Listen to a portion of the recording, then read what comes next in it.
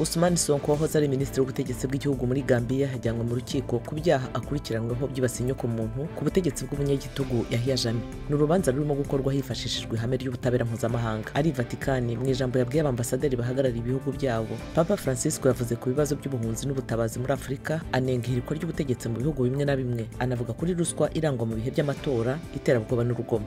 Abashinzwe gutegura imikino y'igikombe cya Afurika cy'ibihugu kizabera muri Cote d'Ivoire bavuze ko imyiteguro irimo kugenda neza. Bashimangiye ko ingamba z'umutekano zakajijwe hirindwa ibyabaye muri Cameroon muri 2021. Abanya-Ethiopia n'abanyamisiri bo mu idini ry'aba Orthodoxe ejo bizihije Noheli. Mu muco wo muri Ethiopia bambara imyenda y'umweru nk'ikimenyetso cyo kwera no kwirinda imbaraga za sekibi. Filime mbarankuru y'ikipe y'igihugu y'umupira w'amaguru ya Maroc yanditse amateka mu kugera muri kimwe cya kabiri cy'igikombe cy'isi muri 2022 yashyizwe ahagaragara. Ni mbere y'uko iyi kipe yerekeza mu gikombe cya Afurika.